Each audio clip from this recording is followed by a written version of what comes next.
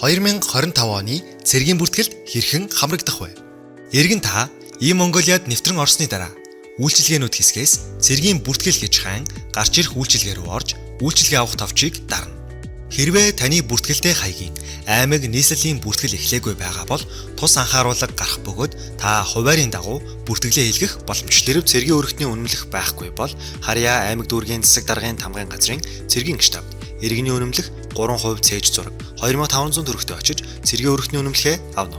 Цэргийн бүртгэлийн хүсэлт илгээхэд мэдээлэл бөглөх хэсэг гарч ирэх бөгөөд эхний хэсэгт та холбоо барих хүн буюу ам бүлийн мэдээллүүдийг оруулна.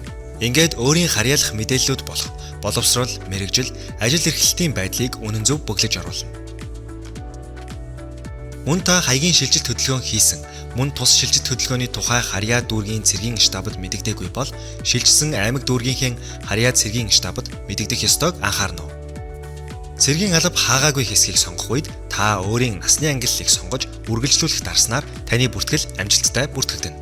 Цэргийн алба хаасан хэсгийг жагталж, цэргийн алба хаасан хэсгийн сонголтуудаас өөрт тохирох сонголтыг сонгоно. Таны сонголтоос шалтгаалan доорх хэсэгт бөглөх болон оруулах зүйлс өөрчлөгдөхийг анхаарна. Биеэр хаасан хэсгийг сонгох үед цэргийн үүрэгтний үнэмлэх болон алба хааж эхэлсэн болон дууссан он байршил зэргийг оруулна. Дүйцүүлэн хаасан хэсгийг сонгосон тохиолдолд мөнгөөр болон биеэр дүүцүүлсэн хэсгийг сонгоно.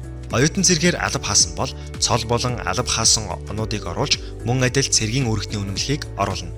Бэлтгэл офицер бол мөн адил ба харин үндэсний аюулгүй байдлыг хангах тусгайлсан чиг үүрэгтэй байгууллагын ажилтан бол цэргийн үүрэгтний үнэмлэх, ажлын үнэмлэх, цол зэргийг оруулан үргэлжлүүлэх тарж холбоо барих мэдээлэл оруулснаар таны бүтгэл амжилттай болно.